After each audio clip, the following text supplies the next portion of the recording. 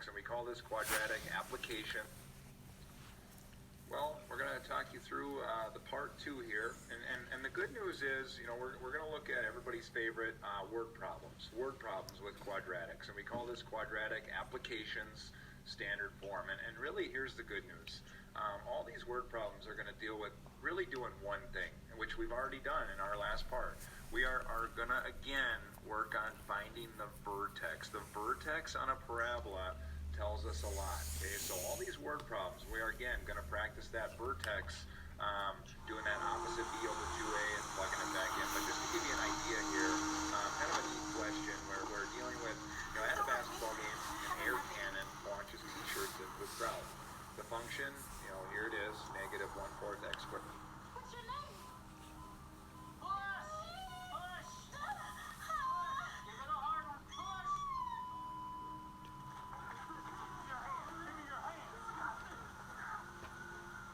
The doctor said you saved a baby's life.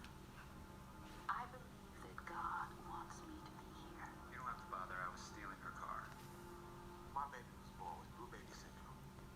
1F4 don't make it. Your bail is set at $100,000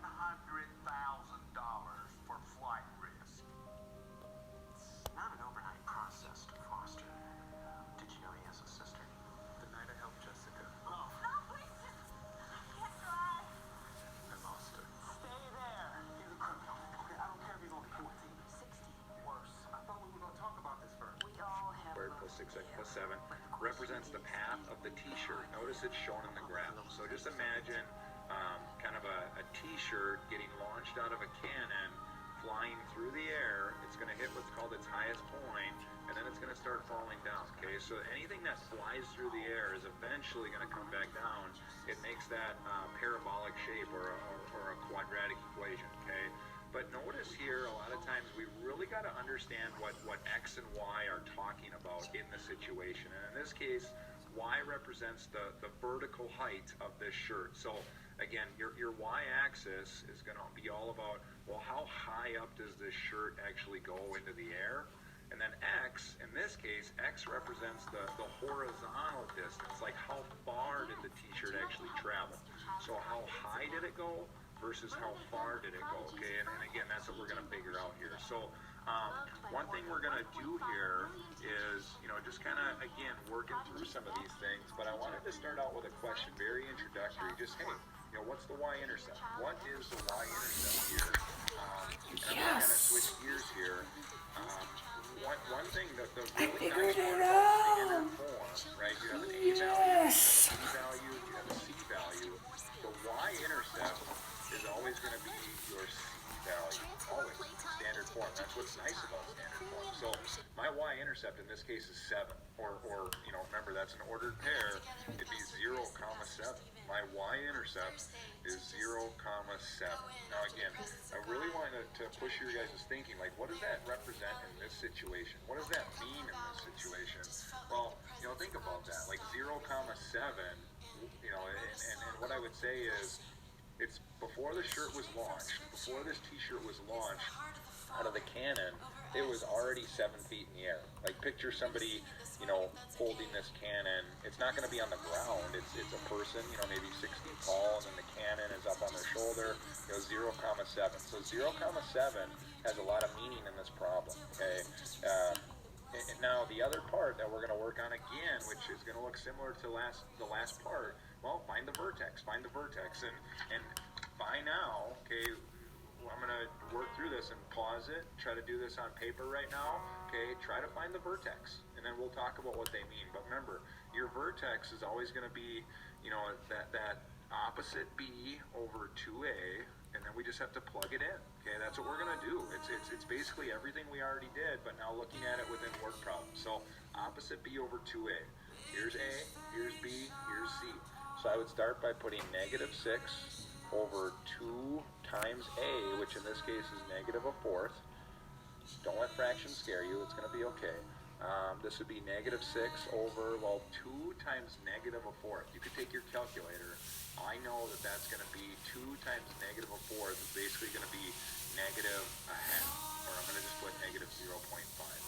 Now take your calculator, negative divided by a negative is going to be positive, and believe it or not, 6 divided by 0.5 is actually going to be 12. So I know my vertex is going to be 12 comma something. Like right here, this highest point is called the vertex. The vertex of this parabola is 12 comma something. And we don't know what that other something is yet. Well, what can you do? You can plug in the number 12. Remember, plug in 12.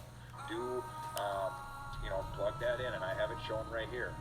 Negative 1/4, 12 squared, plus 6 times 12, plus 7, right? Work all that out. Crank all that out. 12 squared, 144. 144 times negative a fourth. And again, if you crank all that out, you'll find the other answer. And then again, your vertex in this case, we just found now after I plug in 12, it took me up to 43. So 12 comma 43, super significant part of this problem. What does that vertex mean in this situation? And we're going to talk about this more. It's when the shirt traveled 12 feet. So notice the x value is 12. So when the shirt traveled 12 feet, it was at its max height 43 feet in the air. So that the shirt went a height of 43 feet in the air. That was the highest this shirt went, and that was after it had traveled 12 feet. Okay, and again, we could do more with this. We could find out when it landed on the ground, when it was here, all that other stuff. But we're going to focus on finding max heights again, which again, that's just the vertex. That's the vertex there, okay? So we're going to keep kind of looking through some more of these word problems, and let's just kind of take a look here. There's kind of another neat question here. The function shown, it represents the height. Okay, so this function represents the height in feet of a firework t seconds after it is launched. So imagine, we've all been to a fireworks show before. Picture fireworks going up into the air. Okay, they fly through the air, and eventually those fireworks explode. Okay, and they try to get them to explode at their highest point where everybody can see them. So again, notice the other side of this parabola is just a dotted line because the firework's not actually coming back down, but you kind of get the picture there. There's that parabolic equation, that graph. Okay, so the vertex is the highest point. So when you see questions like, how many seconds until the firework explodes? What is the height of the firework?